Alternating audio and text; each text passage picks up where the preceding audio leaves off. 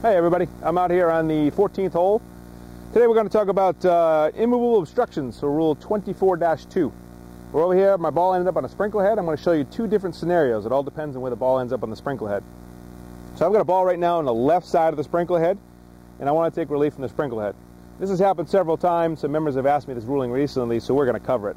I first have to take find my nearest point of relief, and my nearest point is when my feet and the ball are no longer obstructed by this sprinkler head.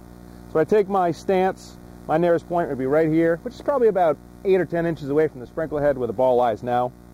I then get one club length. From there, I can go in any direction as long as it's no nearer the hole. I think where people misdiagnose this rule is they read too much into it. The question came to me, is my nearest point of relief, can I go from the deep rough to the fringe, or could I go from the fringe to the deep rough, depending on what you like? The answer is the rule only states nearest point of relief. It doesn't tell you where you can or cannot go. The one caveat to that is you cannot drop into a hazard, nor could I drop onto a putting green. But in this case, I can actually go from the deep cutter rough, which is pretty juicy right here, and my nearest point of relief, not near the hole, I can actually get it out here to the fringe. I think this would obviously be a huge benefit to a lot of players.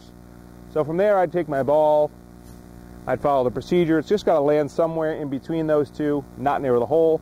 So I'm going to drop this one right here. In this case, I get a lousy lie right against the fringe, so it kind of worked against me. So that's why you may need to consider where to drop the ball. Second scenario is a ball on the right side of the sprinkler head. The only difference here is my nearest point of relief happened to be on this side of the sprinkler head, because now my feet and my ball are no longer interfered by this sprinkler head. So I mark it again with a T. Same procedure from there. I take my one club length. It can be over here. It could be over here. Again, it could be over here. If I can get onto the fringe, I would. So in this case, again, nearest point of relief, I can actually get a little bit closer. I'm still not near the hole.